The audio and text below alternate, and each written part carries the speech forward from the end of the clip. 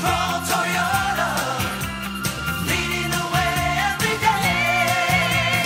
And Scroll Toyota, symbols of trust. The truth is that we are not running at the speeds that we would like to, but then again, the vendor that under the current contract is being compensated for the level of speed that is provided.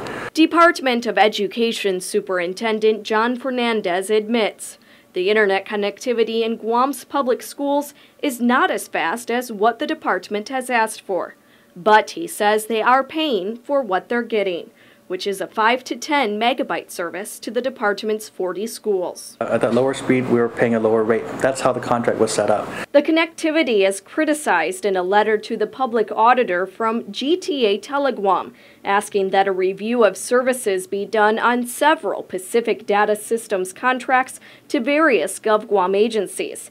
In the letter, GTA claims that PDS has been providing services that do not meet bid requirements, in this case making DOE ineligible for federal reimbursement. PDS President John Day says his company is working to deliver the 1 gigabyte speed that DOE has asked for, but he says PDS has run into several delays upgrading infrastructure. The existing facilities today of the school are copper facilities.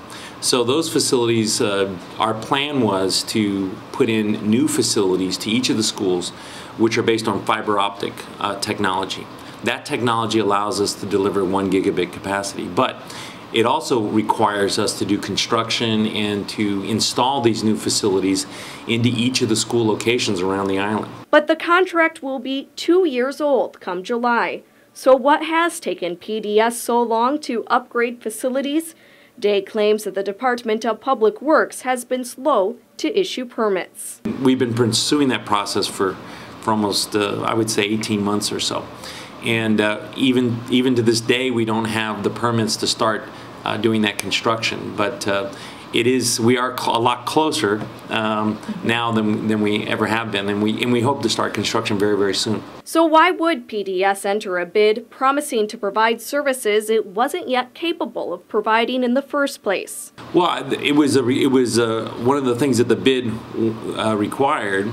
And actually, it's not unusual for companies or organizations to seek an upgrade in their speed with the understanding that additional resources or facilities would have to be installed. That's not unusual. We also anticipated that the permitting process with DPW would go faster than it has gone. But that was, again, in hindsight, we thought that process would go more quickly. But it's not just PDS's service to DOE that GTA claims is poor. The letter to the OPA also questions service to GURA on an existing network, internet, and voice services contract and several telecommunications contracts for GovGuam agencies.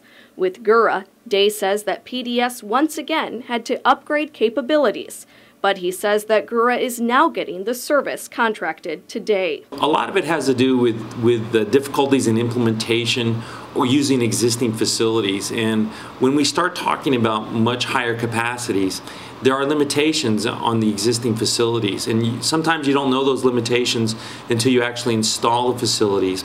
And then you find out that there's issues, and then you have to develop alternatives. And that's what we've done in both those cases. As for DOE, Fernandez clarifies that the department has not lost funding based on the services currently provided. Rather, he says DOE has lost some opportunity. We're clear that at this rate, these aren't reimbursable costs. At the higher rate, we would be eligible to receive the E-rate reimbursements. And so obviously we need to get there, not just for the reimbursements, but also just to be able to facilitate technology in our schools. Betsy Brown, PNC News.